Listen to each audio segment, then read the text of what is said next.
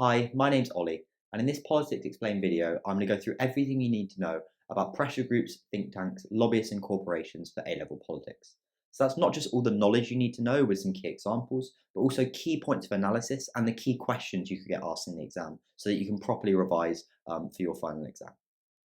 I'm going to start by looking at the key parts of the specification this lesson covers, as well as some potential key questions you could get asked. From there, I'm going to look at an introduction to pressure groups and the key different types. So that's causal, sectional, and social movements, as well as insider groups versus outsider groups, and then looking at the different methods that those different groups use. From there, we're going to look at a number of really key case studies that you can use for pressure groups, including some really recent ones, such as the recent rail strikes by the RMT union, and a couple of years ago, Marcus Rashford's campaign for free school meals, which was very successful. We're then going to look at the key reasons for pressure group success, which is a key thing that could come up in a potential essay. So that's looking at resources, strategy and leadership, public support, and government attitudes as key reasons for pressure group success. And then finally, we're going to look at the other influences on government and parliament. So that's think tanks, lobbyists, and corporations. Before finally circling back to the potential questions and kind of wrapping up how you could potentially structure those questions if you are asked them in the exam. So yeah, there will be timestamps in the description below if you want to skip to different parts of the video. And the PDF that you'll be seeing up there, you can access on the Politics Explained website, where you can also find a place to sign up for tutoring if that's something you'd be interested in, as well as a lot of resources to help you in your politics A-level, including essay plans, exemplar essays, and lots of other resources. So yeah, feel free to drop any questions or comments in the comment section below, and without further ado, let's get into it. So, starting off with the key parts of the specification this lesson covers, and it's the topic 1 of UK politics, so democracy and participation, and it's kind of its own topic, so pressure groups and other influences. It's how different pressure groups exert influence and how their methods and influence vary in contemporary politics. Case studies of 2 different pressure groups, highlighting examples of how their methods and influence vary. I've given you quite a bit more than 2 examples, but obviously you can pick between them. You don't need to memorise all of them. And then other collective organisations and groups, including think tanks, lobbyists, and corporations, and their influence on government and parliament. So that's nearer the end of the video. In terms of the potential pressure group and other influences questions you can get asked in the exam, there's kind of 3 key debates, and that's kind of how much impact they have on politics and on policy, what are the key reasons for their success, and whether they have a positive influence on democracy or politics. So I'd suggest making 3 detailed essay plans for those questions. The ones in bold up there are the ones I suggest making the essay plans for. They'll also soon be on the Politics Explained website. If you don't want to make them yourself, you can purchase those as well. But yeah, if you kind of plan questions for those 3 key debates, you should be pretty prepared for the final exam. So yeah, starting off with an introduction to pressure groups. So what are pressure groups? Pressure groups are groups that seek to influence politics in order to achieve particular goals. They don't seek political office, which means differentiates them from parties, but seek to change policy through influencing public opinion, parliament, and the government. So they kind of influence parties as well. They're usually focused on one particular area of policy, such as human rights, or if you're a trade union, a particular sector of the economy.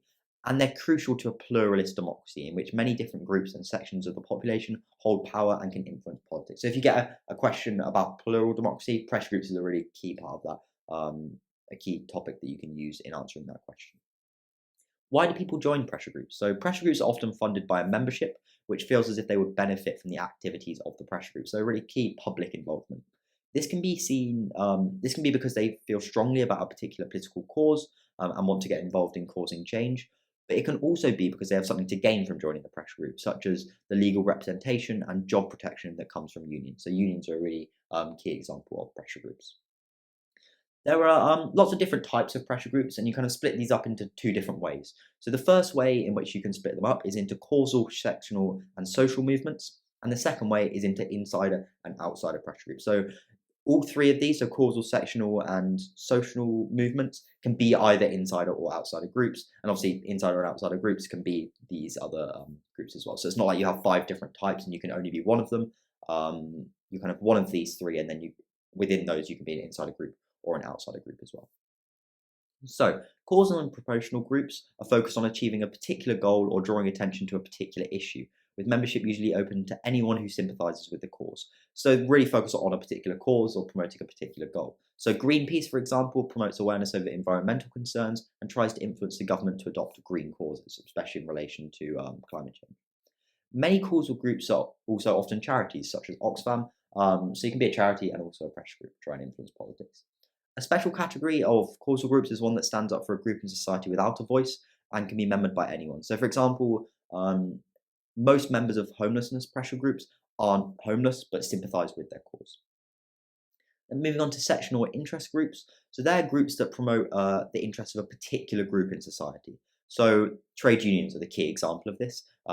They represent their members in negotiations with employers over wages and working conditions. And membership in them is often limited to people with certain qualifications or expertise. So if you have a trade union for doctors, you have to be a doctor. Or, for example, the Law Society is open to solicitors in England and Wales, but it can't just be joined by anyone. And the final type of pressure group from these three types is social movements. And these ones are kind of obviously have been around before, but especially with the advent of social media and the internet, have really thrived in recent decades. So they're similar to causal groups, but more loosely structured. So some people may belong to other pressure groups, while others may just take part in a specific protest. They don't necessarily have a membership. They're usually politically radical and seek to achieve a single objective. And as I said, the growth of social media facilitates them as people can connect and organize very quickly and effectively. So they'll often just be around one particular goal and will stem very quickly and grow very quickly.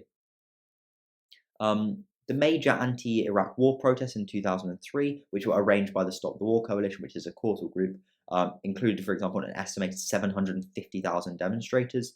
And you've got a lot of other examples as well. For example, the Fridays for Future climate marches, kind of organised by Greta Thunberg, which took place across the world. Black Lives Matter demonstrations in the summer of 2020, which were a really significant social movement. And then also there were key demonstrations in relation to Brexit both by those supporting Brexit and those trying to get a second referendum on Brexit. For example, there was really massive People's Vote march. There was a really massive People's Vote march, and there was an e-petition to revoke Article 50, which received over 6 million signatures. So they're really key examples of social movements. They're more loosely structured, don't necessarily have a membership, but nonetheless try and influence politics over a particular issue. So yeah, there are three types of groups. Within those, you can have insider and outsider groups. And these are arguably the really key way you could divide up pressure groups in your essays. So insider groups rely on close contacts with ministers and civil servants to achieve their aims. For example, the National Union of Farmers with DEFRA, that's the Department for Environment, Food and Rural Affairs. Some have really close links with relevant government departments, and most insider groups' objectives are generally in line with the views of government. So they're kind of closely aligned with government and are able to have kind of privileged access and influence because of that.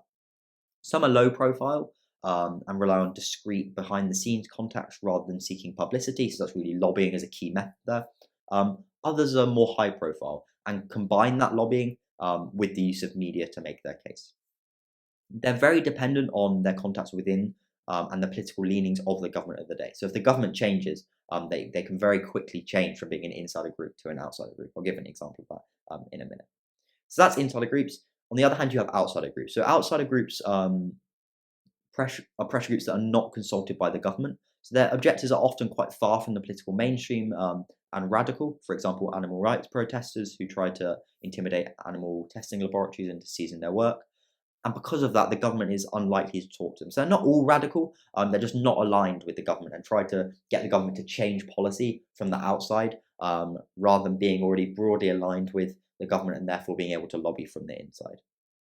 Alternatively, some outsider groups believe that talking to those in power may taint their reputation and ideological purity. So, for example, the Occupy London movement, a very key anti-capitalist movement in 2011, was just kind of very opposed to the government and saw the government as closely aligned to global capitalism, which it was trying to overthrow.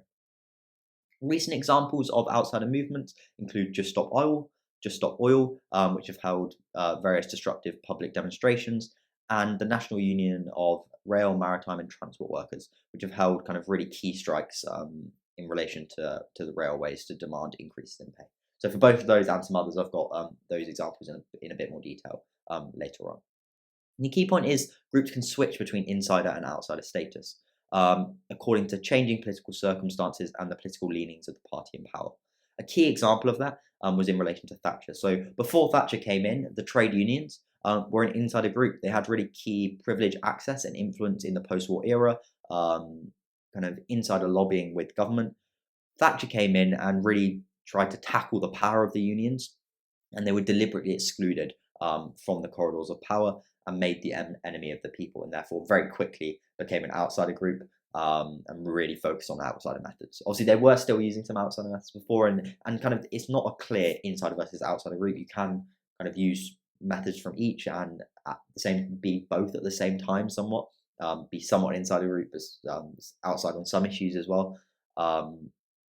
But then you can also very quickly switch from being an insider group to an outsider group based on changes in government.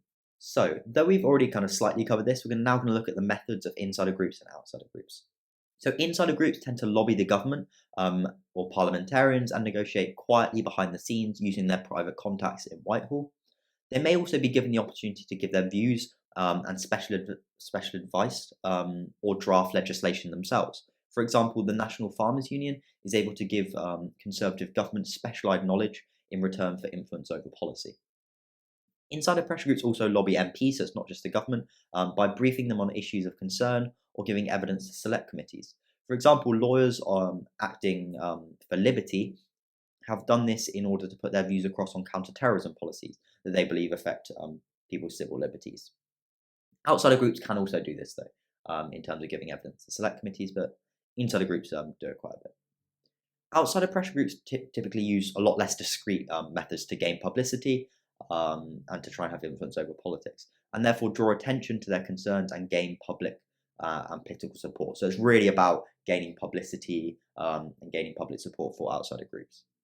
So they may try and exercise influence through social media campaigns and petitions, or stage demonstrations, protests, publicity stunts. For example, Just Stop Oil staged protests throughout 2022, including blocking roads and gluing themselves to football posts in the middle of games. That gained them a lot of, not necessarily public support, but a lot of publicity, and therefore highlighted their cause and drew attention to it. Direct action isn't always peaceful. For example, some of those who took part in the 2010 student demonstrations against tuition fees were prosecuted for disorderly conduct. Another way that pressure groups can, outsider methods for outsider groups, is that well-funded pressure groups may initiate legal challenges against policies they disapprove of. For example, the Countryside Alliance took its case against the banning of fox hunting to the High Court in 2004. It did ultimately fail, but it shows how if you're a well-funded pressure group, you can also challenge legislation in the courts as an outsider method. And then key outsider groups are often trade unions, and a key method they use is going on strike to cause disruption and negotiate pay increases as a result, due to their kind of really key position in the economy. Pressure groups, as I said, can use both. So some pressure groups use both insider and outsider methods, depending on the nature of the issue and the degree to which the government is willing to respond. So, for example, the British Medical Association usually enjoys insider status with the government, but faced with Conservative determination to impose a new contract on junior doctors, it initiated strike action in the autumn of 2016. So, normally an insider group, but on particular policies, may have to become an outsider group. So, what I've got now is a number of case studies in relation to pressure groups that you can use for some really key debates. That's looking at kind of how much impact pressure groups have. You can really use these case studies here, as well as differences between insider and outsider groups in terms of their impact, and also looking at the kind of key reasons for their success, which I'll talk about later a bit more abstractly, but you can see it in the case studies as well. So, starting off, I've got some examples of human rights pressure groups, which are also really useful for the rights in context topic. So that's Stonewall, Care for Calais, the Howard League for Penal Reform, and Liberty. So these are also in the Rights in Context video on the Politics Explained YouTube channel. So I'm going to skip these now, but if you want to look at those, see me talk through those in detail, go to the Rights in Context lesson. The other examples I've got are ones that aren't in relation to human rights, but I've got the British Medical Association is a really good example, National Farmers Union, Marcus Rashford's campaign for free school meals, Just Stop Oil, and recent RMT strikes. You can 100% bring in other examples into your essays, But these, I think, really cover a lot of the key examples, and if you just use these, you're 100% be very prepared for the exam. So, starting off with the British Medical Association. The BMA is a sectional group whose main purpose is to protect the interests of doctors, though it can also act as a cause group on issues affecting public health. Its professional status and ability to provide scientific evidence gave it credibility with the coalition government. It had already contributed to a ban on smoking in enclosed public spaces in 2007 and saw banning smoking in cars as a next step to banning smoking in the UK. So, one of its key causes was to try and ban smoking. The BMA originally campaigned for an outright ban of smoking in cars, regardless of whether passengers were present. However, realizing there was insufficient support for this, they switched to campaigning just for a ban when children were being carried. And as a consequence of that, they were able to gain support from Asthma UK. They used online technology to allow supporters to lobby MPs as a key method they used. And then they made their case to the House of Lords. So a Labour peer introduced an amendment to the 2014 Children and Families Bill, which passed the House of Lords and then the House of Commons, and the ban came into force in October 2015. So that shows the real importance of focusing on attainable popular goals, knowing which access points in the UK political system to target, and getting the support of public opinion and the government. So there they use a lot of really key insider methods, right?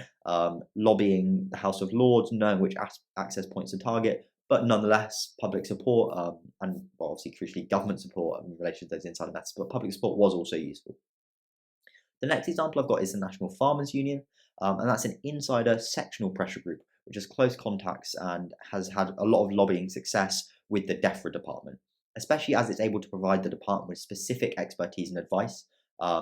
And also important is the fact that farmers are really important to the UK economy. They had a particular success in 2013 when they helped to bring about a badger cull to control the spread of bovine tuberculosis to farm animals. This was despite pressure groups supporting animal welfare, such as the Royal Society for the Prevention of Cruelty to Animals, opposing it. So that shows the fact that their insider status, their ability to lobby the government, and the fact they have specific expertise and give the government specific advice allowed them to have success as a pressure group, as an insider pressure group, despite outsider pressure groups campaigning on the other side. The next example I've got is a bit more of a recent one, and that's Marcus Rashford's campaign for free school meals, which you might know about because it's really high profile at the time.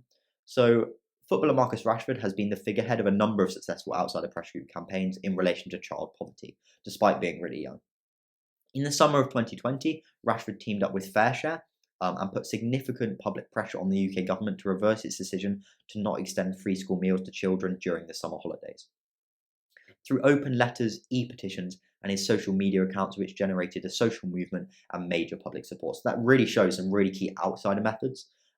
So the use of social media to really generate public support, gain a bit of a social movement, and really show to the government we have a lot of public support here for changing policy. And then also using open letters and e-petitions, other outsider methods to put pressure on the government. His campaign was ultimately successful as well, with the government reversing its decision on the 16th of June 2020, just a day after Rashford had written a powerful open letter to the government urging it to do so. So that shows outsider pressure groups can be really important in changing policy and getting the government to change policy, even though they don't have those insider contacts, if they can demonstrate strong enough public support and generate a strong enough social movement. And that shows the importance of clear leadership, having public support, and celebrity endorsements. Obviously, Rashford was a very high profile in the UK and very popular in the UK. So, two outsider pressure group support. So, the final time I'm going to look at are Just Stop Oil and recent RMT strikes. These are ones that have been less successful. So, Just Stop Oil is a coalition of groups and individuals with no clear leadership, formed to put pressure on the government to end all new licenses for the production of fossil fuels in the UK. They're an outsider causal pressure group that gained a lot of media attention in 2020 due to disruptive public demonstrations, including blocking roads, which angered a lot of motorists. Their goal is very large and difficult to attain, and they've yet to receive any government policy change or much public support. So that's one where this could change by the time this video comes out, or by the time you're watching this video. They haven't yet been able to kind of have impact through their outsider campaigns. But on the other hand, you could say they've gained a lot of publicity for their cause, and even if they haven't gained much public support, they've gained some public support, and that could actually be considered pressure group success. So there's really ways you can debate that. And the final thing is recent RMT strikes. So in the winter of 2022 and 23, there have been major strikes by the RMT union, who work on the railways, to demand a real terms pay increase and protest about the increasing profits of rail companies. The RMT is an outsider sectional pressure group, and they've caused significant disruption, but also have been supported by significant sections of the public. So they've got significant public support despite causing a lot of disruption, in part due to the successful media management and leadership of General Secretary Mick Lynch, who's been in the media a lot, making their case and kind of arguing with government ministers as well. Despite the strikes having taken place for months, having caused significant disruption and having significant public support, they've nonetheless not had any success. The government haven't made any concessions and no agreement has been reached, showing the importance of government attitudes to the success of pressure groups. This could very much change by the exam this year, and by the time you're watching this video, they could eventually have success, but they haven't yet, which shows really the importance of government attitudes, even if you've got a lot of public support. So the final thing we're going to look at for pressure groups specifically, before going on to think tanks, lobbyists and corporations, is the reasons for pressure group success. Also, we've talked about a few of these already when looking at the case studies, but this breaks it down into 4 key ways you can judge it. First of all, success of pressure groups varies considerably, and it's very difficult to judge. So it's often very hard to judge the success of pressure groups, as some outsider groups may consider simply gaining publicity a success, even if they don't gain public support, or just gaining public support a success. Whilst it's also difficult to gauge the success of insider groups, as they often don't boast about their success, as not to offend the government contacts. The government ultimately makes the final decision as well, and is unlikely to admit any outside influence on it. They want to they don't want to admit they haven't just made the decision, and they want to take credit for their decisions as well. For some pressure groups, their goals are so large that they may have to build public and political support for many years before achieving them. So that's another way where gaining that public support for years could be considered success, even if they yet don't have a direct policy change as a result of their actions. Further, much of this success depends on the climate of public opinion and the willingness of the government to make concessions, as well as how effective their methods of communication are. So, the first key reason for pressure group success you can cite is resources. So, a large membership who pay subscriptions allow a large pressure group to run offices, pay staff, and organise publicity, therefore gaining significant influence. For example, the RSPCA employs around 1,600 people, supported by thousands of volunteers, and can afford to spend a lot on advertising and their campaigns. For trade unions also, a bigger membership that's more important to the economy will have a higher likelihood of influencing policy through industrial action. So for example, railway workers, even though there's actually not that many of them, they're very important to the UK economy, because if they shut down the railways, that really does harm the economy. So it's not just the size of the membership, but also the importance to the economy, but having that big membership, having a bigger membership for causal groups, for example, is really important, and also demonstrates significant public support, and is therefore important in persuading the government. You can tell the government, we represent a big portion of the population, we have significant support. The next thing is strategy and leadership. So experienced, capable leadership is essential to the success of pressure groups. For example, the RSPCA played a key role in securing a ban on hunting with dogs in 2004 from the new Labour government by collaborating with 2 similar groups, the League Against Cruel Sports and the International Fund for Animal Welfare, in order to stop them competing. So that's where that leadership can be really important. You also have the leadership of individuals. So for example, Marcus Rashford's a brilliant example of that. For insider pressure groups, a key factor is knowing which access points in the UK government to target in order to achieve your goals. So whether that's lobbying the government directly, getting a member of parliament to instigate a private member's bill, trying to influence local government and devolved bodies, or the House of Lords specifically, or initiating legal challenges, or using outsider methods. Lots of different ways that you can try and influence politics, and it's knowing which access points to target as an insider group in order to try and have influence over policy. For outsider pressure groups, as I said, capable leadership and tactics are really important to ensure the public is kept on side, and effective methods are used to gain media attention and influence the government. So Marcus Rashford was an effective leader and public figurehead in his successful 2020 campaign.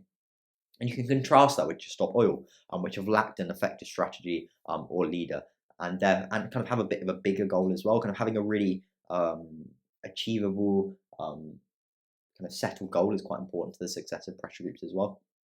But the fact that Just Stop Oil don't have that effective strategy or leader kind of makes them less likely to have eventual success. The final two things are public support and government attitudes. These are kind of, you can obviously debate this as well, but strategy and leadership is, of course, very important. But these are potentially the most important. Public support is really important. So if pressure groups represent a large portion of public opinion, they're generally more successful, as are those who use peaceful and respectful methods as to not alienate sympathisers and the government. The government are much more likely to change policy if it's more likely to get them elected and is supported by significant sections of the public. Um, Favourable media coverage can be really important, as can the involvement of a well-known personality or celebrity. So, for example, the Gurkha Justice Campaign, which campaigned for retired Gurkha soldiers' right to live in the UK, was kind of spearheaded by Joanna Lumley, and that was important in helping them to overturn a ban in 2009. The final thing is government attitudes. So governments will usually listen to groups on which it relies for specific expertise and those it can find common ground with. So that's insider groups, right? Leading to insider groups often having more success than outsider groups. Insider contacts with ministers and contacts are often crucial to success. For example, the National Farmers Union with DEFRA. And the willingness of a government to U-turn and change policy is also important, especially for outsider groups. So you can be as strong and you can develop as strong public support and as strong a campaign as you want. If the government has really decided we're not going to U-turn on this, then you're not likely to have success. For example, up until now, the RMT strikes could be a good example of this. Pressure groups are also more likely to have success when a government is weak and has a small majority, as maintaining parliamentary and public support will be more difficult and important for them. So if you have a really big majority and a strong government, they're less likely to change their policies. They can withstand a bit of a loss of public support or parliamentary support. Okay, so the final thing we're going to look at is think tanks, lobbyists, and corporations. So first with think tanks. What are think tanks? Think tanks are a group of experts who are brought together to investigate topics and offer solutions to complicated economic, social, and political issues. Unlike the civil service, they have political leanings and often have strong connections to political parties. So for example, right-wing think tanks include the Adam Smith Institute and Centre for Social Justice, whilst left-wing think tanks include the Fabian Society and Institute for Public Policy. They're an alternative source of ideas to the civil service, with more time and expertise than parties to carry out research and come up with policy solutions, which are sometimes adopted by parties and by the government. They ultimately have to be aligned with government thinking to have any real impact on policy, though, similar to insider groups. Whilst they do have expertise, they've also been criticised for being filled with young people seeking to use it as a springboard for a political career rather than really being interested and focused on trying to develop effective policy and effective proposals. And as a consequence, they've been criticised for lacking the academic rigour of university research and suggesting impractical, idealistic policy. David Miliband, for example, worked for a think tank, the Institute for Public Policy Research, at the start of his career. And you see that with a lot of politicians as well, going straight out of university into these think tanks, not having any real experience of the real world and just seeking to use it as a springboard for a political career. In terms of examples of where think tanks have had influence, the key one is the Universal Credit Benefit System, and that was first proposed by the Centre for Social Justice, which was set up by former Conservative Party leader Ian Duncan Smith and implemented by the coalition government. So that's kind of one of the biggest policies in UK politics, has had a lot of impact on people, including in a lot of ways negative impact because of a lot of the kind of cracks within the system, ways in which people fall through. And that was proposed by a think tank. So you can really use that to show they do really have an important impact on politics. Further, the shifting Conservative Party policy in the 1970s to a more overtly free market approach and Thatcherism owed a great deal to Thatcher's patronage of right-wing think tanks such as the Centre for Policy Studies and Adam Smith Institute. So think tanks in that Conservative Party at the time were an important force in shifting party policy. And more recently, Liz Truss and Kwasi Kwarteng's mini budget and kind of the disastrous effects of it on the UK economy in terms of deregulation and tax breaks that they introduced in October 2022 can be seen as influenced by the very neoliberal Institute of Economic Affairs, with Truss's senior special advisor, Ruth Porter, a former communications director at the IEA, and a chief economic advisor, Matthew Sinclair, a former chief executive of the Taxpayers Alliance lobbying group, which is at the same, which is also a kind of really key neoliberal think tank. So yeah, that's kind of examples of think tanks, ways they've had influence. You don't need to know that much about think tanks. They're only ever really going to be one paragraph, half a paragraph, or they could come up in a source question. But if you kind of really know that stuff really well, that should definitely be enough for the exam. The next thing is lobbyists. So what are lobbyists? Lobbyists are members of professional organizations paid by clients, so organizations, companies, and individuals seeking access to and influence over government, MPs, and members of the House of Lords. So lobbyists try to influence these different groups. Their purpose is to gain influence on behalf of their clients and prevent legislation or promote legislation that damages or promotes their interests. It's an extension of the long established principle that members of the public may lobby their MPs in person or by letter. There's a lot of unease about lobbying in the UK, and a lot of people don't like the idea of wealthy individuals and corporations gaining influence just as a consequence of them being able to afford the fees of lobbyists, with concerns over corruption as well. The UK government claims lobbying has no impact on government policy, but if this was the case, there wouldn't be such a large lobbying industry. And attention has been put to the issue by undercover journalists posing as lobbyists to entrap MPs with financial rewards or offers. The Parliamentary Code of Conduct strictly bars MPs from accepting money for agreeing to represent a viewpoint, but as I'll show in a minute with some of the examples, that's often not been the case. In 2014, the government made it a legal requirement for anyone lobbying on behalf of a third party to register if their activities included discussing policy, legislation, or government contracts with a minister or civil servant. So that's attempts to kind of regulate lobbying. But the kind of impact of that is kind of really doubtful. How do lobbyists have influence? So lobbying in the UK is big. So over 100 firms, there are over 100 lobbying firms employing 4,000 people with a total of £2 billion spent on it each year. However, the extent to which lobbying influences the government is unclear. As, of course, similar to insider groups, right? The government's never going to admit when a lobbyist has had influence on policy. This is much smaller than the US, though, where the lobbying industry controls 3.5 or is thought to control $3.5 trillion of government spending. So it's a lot bigger in the US and a lot bigger problem. Lobbyists seek to influence government policy by meeting with parliamentarians, government ministers, and civil servants and convincing them to adopt the policies that are in their company or their clients' interests. This may be by convincing them it's the best policy for government and the economy, showing how important their client or company is to the economy, or hinting at future job prospects for MPs or ministers after leaving politics. So that's a bit where the elements of corruption come in. Many lobbying firms and individual companies also hire former politicians to lobby on their behalf, due to the importance of their contacts and friends in Westminster. So David Cameron, as I'll note in a minute, with Greensill Capital is a real key example of that. As a consequence, there's a lot of concerns about the revolving door process, and that who you know is a lot more important to exercising power in the UK than kind of what you know in democracy. And it just furthers the interests of those with privilege and those with connections. In terms of examples of lobbying, I've given kind of three key examples here. The first one is Cash for Questions, and that was in the 1990s when John Major was in government. And a lot of Conservative MPs, well, not a lot, but a number of Conservative MPs were accused of accepting money to ask particular questions in Parliament, for example, Prime Minister's questions.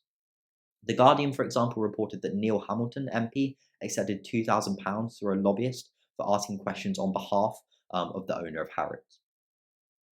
Bernie Ecclestone is also a really good example of this. So Tony Blair was involved in a scandal after exempting Formula One from ban on tobacco advertising. So there was a big ban on tobacco advertising in sports, but Formula One was weirdly exempted. And then it turned out that Bernie Ecclestone, the head of Formula One's governing body, had happened to donate £1 million to Labour. The money was returned by Blair, who said the events weren't connected, but obviously you can make up your own mind on that. And the final one is David Cameron in Greensill Capital, which is a bit more recently. So when David Cameron was Prime Minister, Lex Greensill, who was the owner of Greensill Capital, a financial services firm, was his senior advisor and had access to key government departments. After leaving politics, Cameron then went on to become an advisor to Greensill Capital. There's a lot of unease about whether kind of how much influence Greensill Capital was having on politics whilst Cameron was Prime Minister. if he was then happened to be given a job straight afterwards at the firm, and whether that was potentially promised to him in response to or kind of in return for Greensill Capital being able to have influence within the government. Obviously, that's all alleged, that's not known at all, but there's speculation there. So he went on to become an advisor to Greensill Capital and hold shares in the company, and it was reported he was paid over $1 million a year by the company due to his important contacts in government and ability to lobby the government. There's a number of things he was able to do. For example, he arranged a meeting between Greensill and Matt Hancock when Matt Hancock was Secretary of State for Health and Social Care. After that, some NHS trusts use Greensill Capital service. So that shows the importance of lobbying in influencing policy. It was also reported that Cameron had lobbied Rishi Sunak in 2020 to change the rules that would have allowed Greensill Capital to access money through the COVID corporate financing facility, which was a government loan scheme to help companies during the pandemic. This was ultimately unsuccessful, though, so you can use that as a counterexample for lobbyists potentially not having that much impact. An inquiry did find that Cameron hadn't broken any lobbying rules or acted unlawfully, but there's unease about how much access and influence Greensill was able to have in government when Cameron was Prime Minister, considering Cameron was then paid a lot of money by them afterwards. The final thing to look at is corporations. These are obviously similar to lobbyists, right? Because often lobbyists will work on behalf of corporations.